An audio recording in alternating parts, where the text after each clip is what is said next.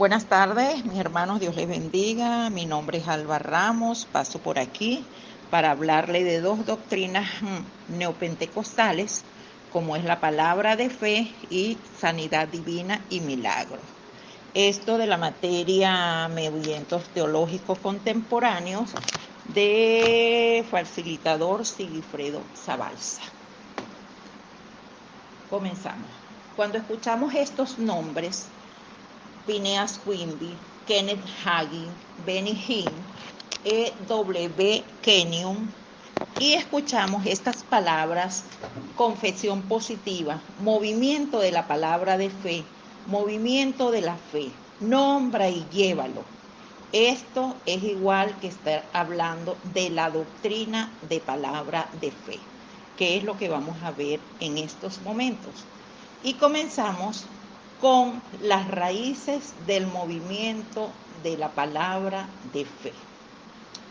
Más de un siglo antes de que el movimiento de fe se convirtiese en una fuerza poderosa dentro de la iglesia cristiana, Phineas Quimby, por ahí en los años 1800, el padre del nuevo pensamiento, popularizaba la idea de que la enfermedad y el sufrimiento tienen su origen fundamentalmente en un pensamiento incorrecto. Los seguidores de Quimby defendían que el ser humano podía crear su propia realidad por el poder de la afirmación positiva, por la confesión. Los practicantes de metafísica han estado enseñando durante largo tiempo a sus adherentes a visualizar la salud y la riqueza, luego afirmarlas y confesarlas con su boca, de forma que estas imágenes intangibles se transformen en realidades palpables. Aunque los proponentes de la teología de fe han intentado limpiar el concepto metafísico del poder de la mente, sustituyéndolo por la fuerza de fe, a todos los efectos prácticos han realizado una distinción sin diferencias. En la historia del movimiento vemos que ella tiene su historia en otras religiones, como la metafísica, pero se unió con el movimiento carismático pentecostal en el siglo XX, aunque muchos dentro del pentecostalismo han rechazado sus enseñanzas como herejía. Los practicantes hablan en lengua, creen en revelaciones modernas, reciben revelación directamente de Dios, eso es lo que ellos dicen, en eso es lo que ellos creen. Dicen que ven visiones de ángeles, que ven visiones de Dios, y se van en estas visiones al cielo o al infierno y promueven todas las doctrinas carismáticas. Aunque Kenneth Hagin es reconocido como el padre de este movimiento, él sacó sus ideas de Kenyon, quien a su vez sacó sus ideas de Phineas Quimby. Quimby enseñó que toda enfermedad proviene de malos procesos de pensar y razonar, ya que uno puede crear o cambiar su realidad por medio de sus pensamientos y de cómo trabajan los procesos en la mente de cada persona. Vamos a ver cuáles son los términos claves algunos términos clave que utiliza la doctrina de la palabra de fe. En primer lugar, vemos la primera terminología, que es fuerza fe. Definen fe como una fuerza o poder que actúa independiente de Dios y es más poderoso que Dios. Cuando la persona acepta a Jesús como su Salvador, esta es inyectada por el poder de Dios, o sea, es hecho Dios también. Y de allí necesita aprender a usar este poder. Otra terminología muy utilizada en la doctrina de palabra de fe es la visualización, que es cuando uno crea una imagen en su mente de lo que quiere y por medio del concepto mental creen que a través de la fe pueden lograr su creación. Otra terminología es matado en el espíritu, que se refiere a una experiencia que tiene el cristiano cuando un evangelista o líder del movimiento le pone encima de las personas sus manos. A veces le pega en la frente, en la cabeza o aún soplándole de lejos. Y la persona recibe al Espíritu Santo y se cae al piso. Otra que podemos ver aquí es no tocar al ungido de Dios, que es muy fuerte entre ellos. Es una enseñanza sobre que el cristiano no debe cuestionar o dudar de sus maestros de la fe. Esto de levantar su mano en contra del ungido de Dios invoca la ira de Dios sobre uno mismo. Esto lo hacen como un estilo de protección para ellos mismos en cuanto a tratar de disciplinarlo por alguna mala conducta o herejía para ellos. Otra terminología es el Evangelio de la Salud o Sanidad Divina. Esto es la doctrina del movimiento que la voluntad de Dios es que cada creyente se sana de cualquier defecto físico o enfermedad, pase lo que pase, solamente con quererlo o declararlo. Y por último, vamos a ver en este momento el Evangelio de la Prosperidad, que es la voluntad de Dios, es que cada creyente use su fe, que es para ellos un poder impersonal mayor que Dios, para lograr la prosperidad económica, el éxito y la buena vida. Vamos a ver cómo definen ellos esta doctrina. Según sus predicadores o apóstoles, como muchos se hacen llamar, el movimiento de fe es una comprensión de la Biblia que es más plena, mucho más completa, más espiritual e incluso más práctica que cualquier comprensión que pueda haber en alguna escuela de teología. Es tener un pensamiento nuevo que va a permitir acceder y poseer lo que se desea.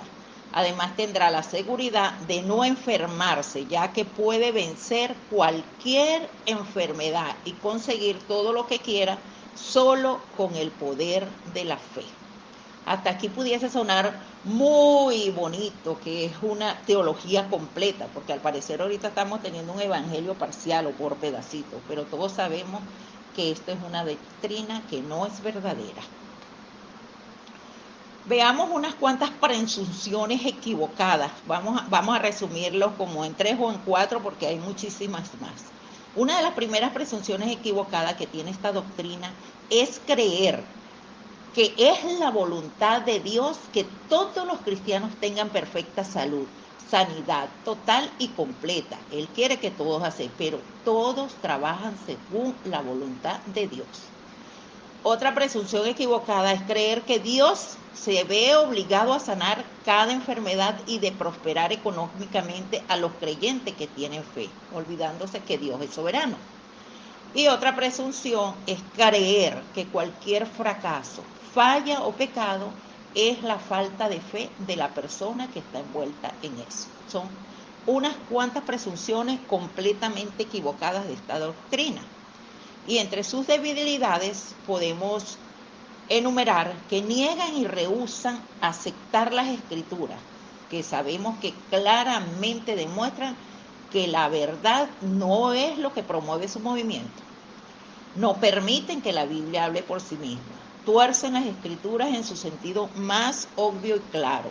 No tienen idea de lo bueno espiritualmente que es para el cristiano sufrir la enfermedad o la pobreza o sufrir aflicciones. La misma palabra dice que nos gocemos en las aflicciones porque sabemos que sí las vamos a tener. Creen que Dios tiene que hacer lo que el hombre manda por medio de la manipulación de su fe y creen que la fe es la forma más intensa de la acción mental.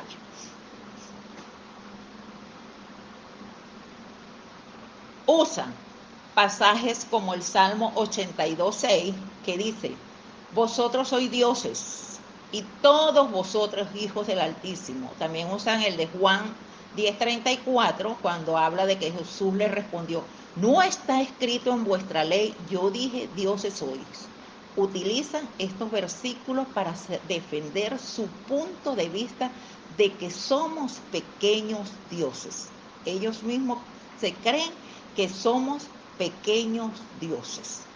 En el corazón del movimiento de la palabra de fe está la creencia en la fuerza de fe. Se cree que las palabras pueden utilizarse para manipular la fuerza de la fe y así crear lo que el orador cree que las escrituras prometen: salud, riqueza, prosperidad. Se dice que las leyes que supuestamente gobierna la fuerza de la fe operan independientemente de la voluntad soberana de Dios. y Dios mismo está sujeto a esas leyes. No podemos negar que sí, Dios es soberano y Dios cuando quiere sanar, sana. Él, pero bajo su bendita voluntad, según su soberanía, no porque estemos manipulando la fe, no porque creamos, no porque pensemos que podemos ser sanos o conseguir cualquier otra cosa porque nosotros nos lo proponemos, vamos a creer que así va a suceder. Dios es soberano. Dentro del movimiento de la palabra de fe también conseguimos otra doctrina muy utilizada, que es la sanidad divina y los milagros. Ellos indican también que la sanidad divina depende no de la voluntad de Dios, sino de que la mente lo declare. Todo lo hace el pensamiento. La diversificación de las formas en las que el Espíritu Santo se manifiesta entre los creyentes orienta su acción más visible en las sanidades, al punto de convertir dicha práctica en un rito que muchas veces se mediatiza para predicar el Evangelio, demostrando el poder milagroso de Dios. La sanidad divina es ritualizada por el pastor, quien coloca sus manos sobre la persona enferma para que ésta reciba su milagro de sanidad. Dicha imposición de manos es una tradición cristiana que se deriva de las anécdotas relatadas en la Biblia, las cuales describen a Jesús poniendo sus manos sobre los enfermos. Cuando éste asciende al cielo, después de ser crucificado y resucitar al tercer día, le dice a sus discípulos que en su nombre tendrán el poder de sanar a los enfermos. De allí ellos se adhieren a estos rituales. Algunos grupos neopentecostales anexarán a dicho ritual distintos objetos que funcionan como amuletos mágicos: el agua bendita, la rosa milagrosa, el aceite de Israel, el manto sagrado, la sal bendecida por el Espíritu Santo, entre otros. Muchas veces llegan a negar la ciencia, llegan a negar las medicinas, llegan al punto de decir a la gente que no tome medicamentos y que comience a declarar, a confesar y a decretar su sanidad. Y esta será hecha, olvidándose de la voluntad de Dios. Otros grupos neopentecostales utilizan la sanación en la realización de megaeventos, en estadios deportivos y recintos enormes, donde se invitan a personas enfermas para ser sanadas. Luego se les invita a subir al escenario para contar su testimonio ante los miles de espectadores.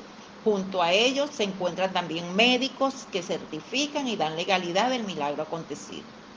Muchos de estos enfermos llevan sus diagnósticos médicos y ahí mismo en el escenario relatan que ciertos dolores desaparecieron durante la oración o que ya no sienten los tumores que le habían detectado, alzando las manos, dando gritos de aleluya y amén. El sentimiento que se desprende de los sanados contagia todo el recinto, hasta que el pastor pone su mano sobre ellos, caen de espaldas como si se hubieran desmayado por el toque del Espíritu Santo.